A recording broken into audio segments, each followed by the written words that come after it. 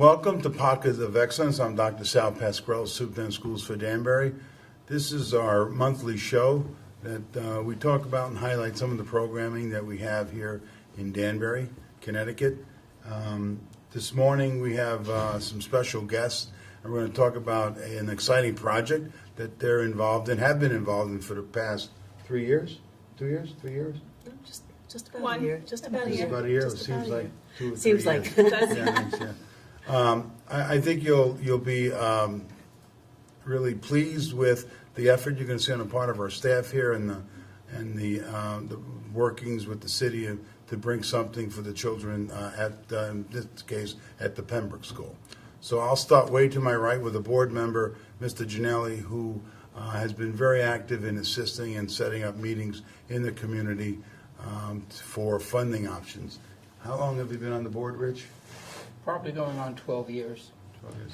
And you have, you've had a graduate from here, right? All my children. I have 3 kids, and they all graduated through the Danbury school system. Do you have a little one in the school system now? No, I've got grandchildren. You do. But, okay, Kelly. Kelly Trucius, Director of Pupil Services for the district. Dr. Sharon Epple, Principal at Pembroke Elementary. Lee Viviano, Special Ed Teacher at Pembroke Elementary School.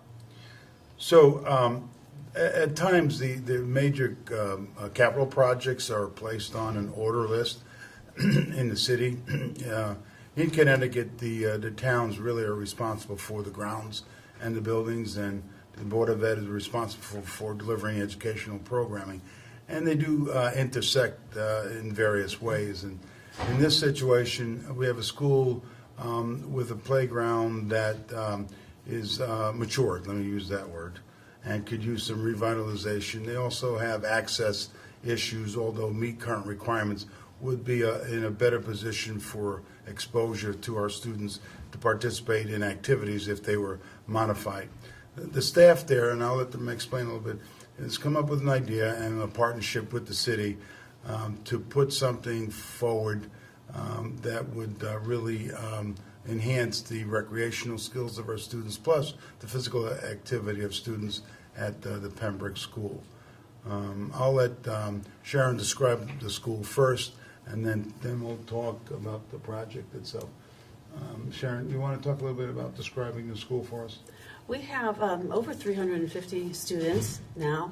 We do program for the district for some of our special education students that are dealing with more challenges than most students do. We have about 250 typical students at the school and about 117 students with special needs there. Those students with the challenges can't always access parts of the playground that we currently have. And it really is our desire to give them the opportunity to play with their typical peers.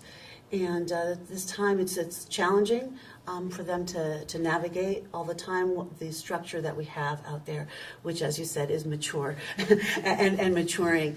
So the urgency is there for us as the population of the students with special needs grow.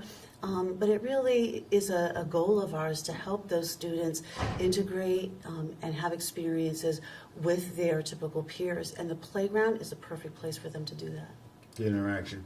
So typically we work with the city and it gets on a list and we move down to replacement. But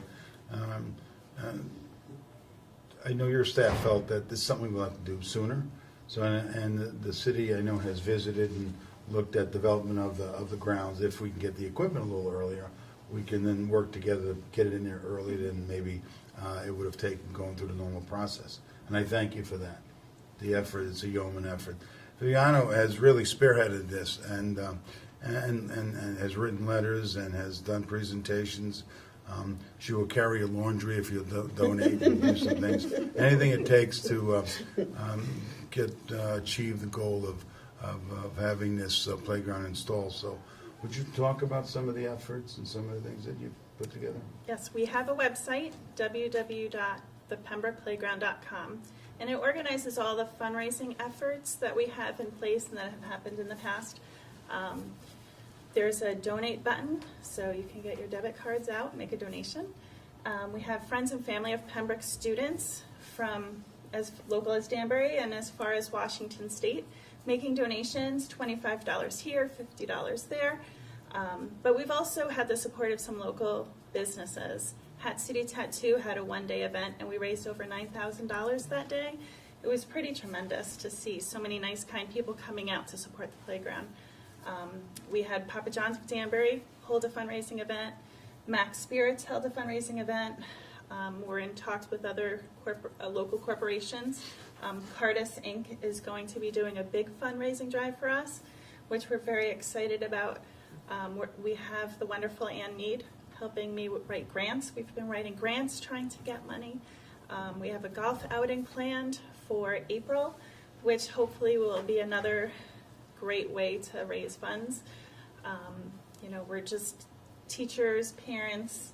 The students are working hard. They're collecting the tabs off of soda cans. Our staff is taking the rest of the cans and returning them for the deposits. We have the support of other schools in the district.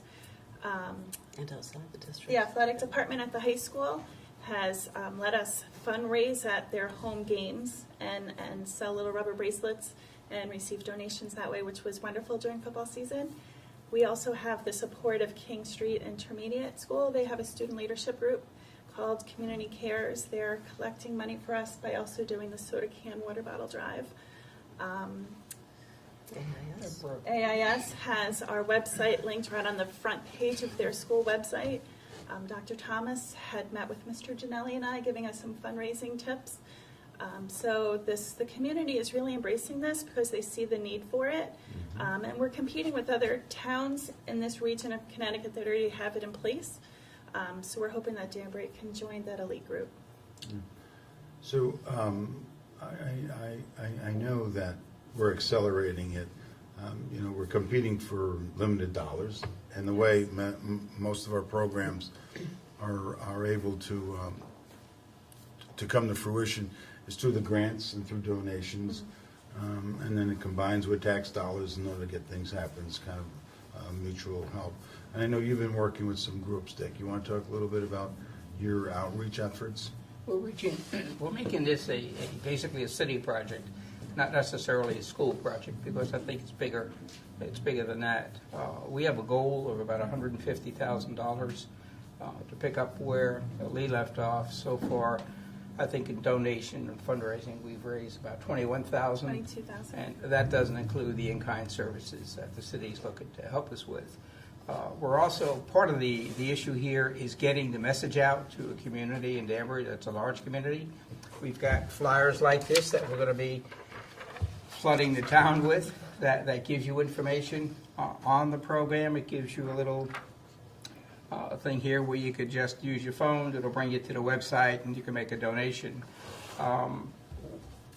The nickels and dimes, as I call it, and I don't belittle it, help the donations, and that's how we've accomplished the $21,000. But we need corporate sponsors. What we're doing is reaching out to corporations to ask them if they would help us on this particular project, indicating that there is a need for it, and that all children should be basically treated fairly and have the same access to a good, healthy life by having some PT requirements in the schools. So it's an educational process to the city and to the community to join together and help us. I think one of the things that inspired me was way back last year, there was a kickoff of $1,000 that was supplied to Danbury from another school in Ridgefield. I'm happy to say it was my daughter's school. And I said, gee, if another town can support this project, then we in Danbury have to get behind it so that we can be proud of something like this. We have 18 schools.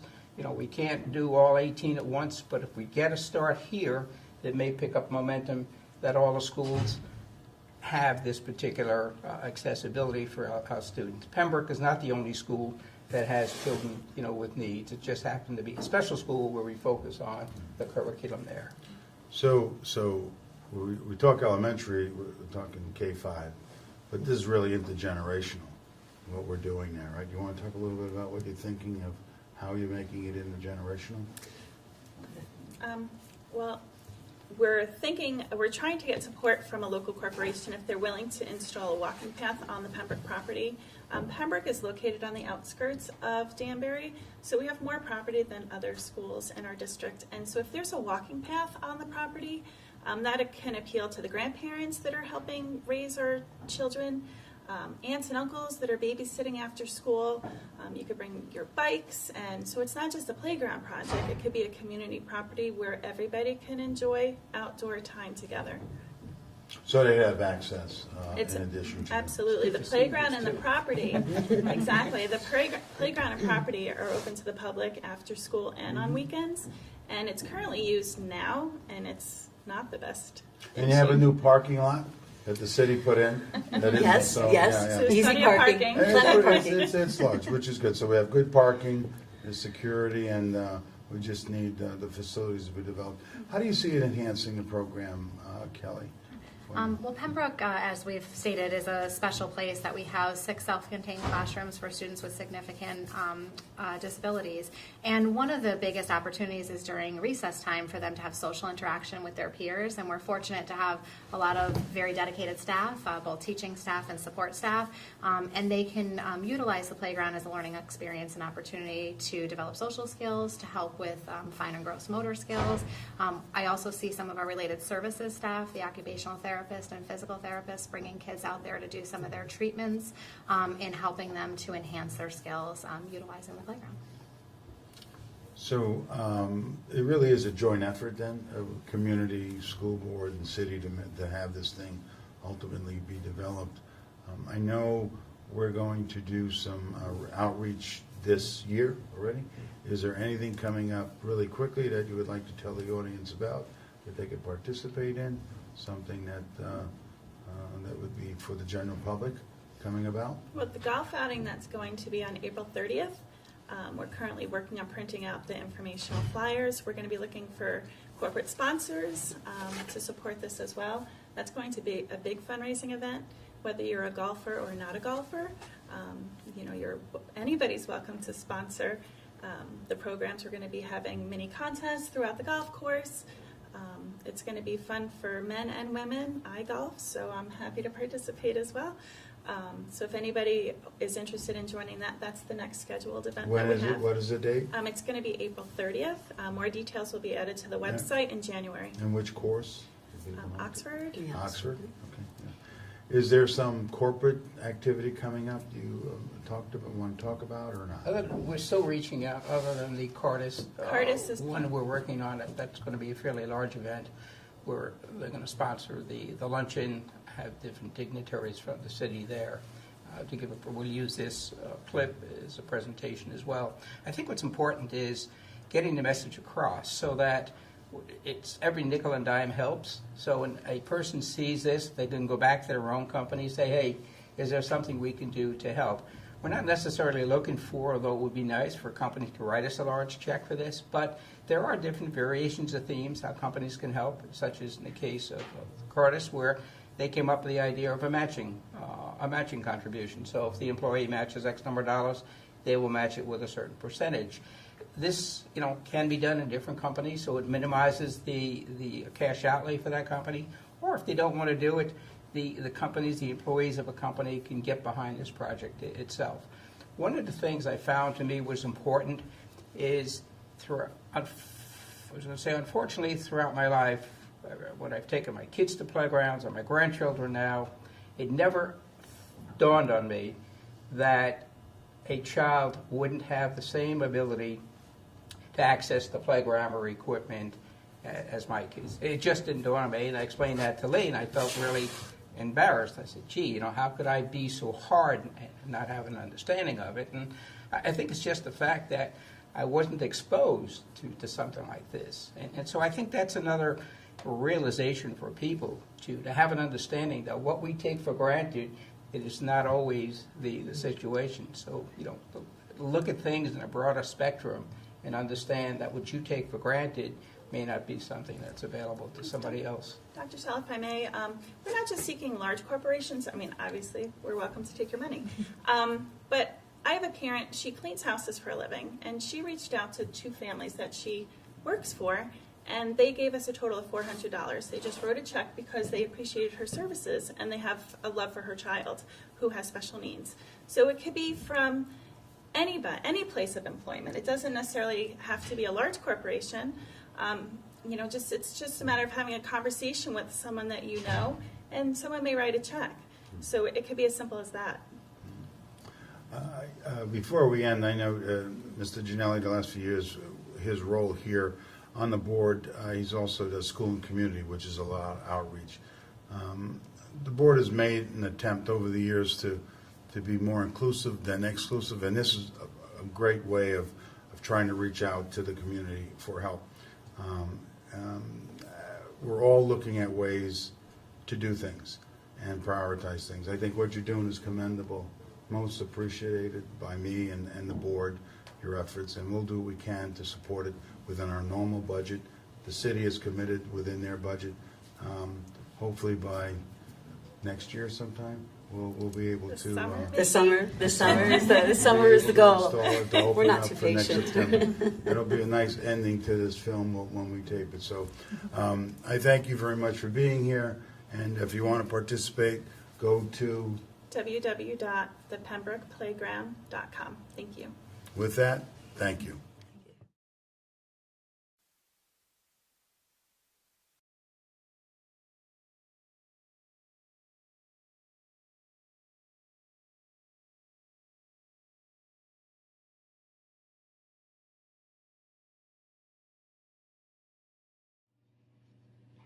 It would be great to have a new playground at Pembroke.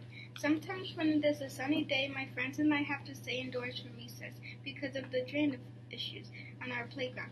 All of the students want to run, jump, and have fun with our friends. We can't do that indoors. Some students want to run and play with their friends, but they can't because the wood chips and dirt are not level due to the drainage issues. They would fall and get hurt. That's not fun. There are a lot of layers of wood chips that keeps being added to the playground area. Taller students can no longer swing from the monkey bars because of the many layers of wood chips packed down under the bars. There is a huge lake that appears in the middle of the playground when the snow melts in the spring. It leaves behind a mud pit that lasts for weeks. We have 2 handicap accessible swings, but sometimes during recess, more of these swings is needed to accommodate all of the students wanting to swing for sensory input. Some of our students have seizure disorders that limit them from playing on the playscape. If the playscape was wider for an adult to help them, then they could play on them as well.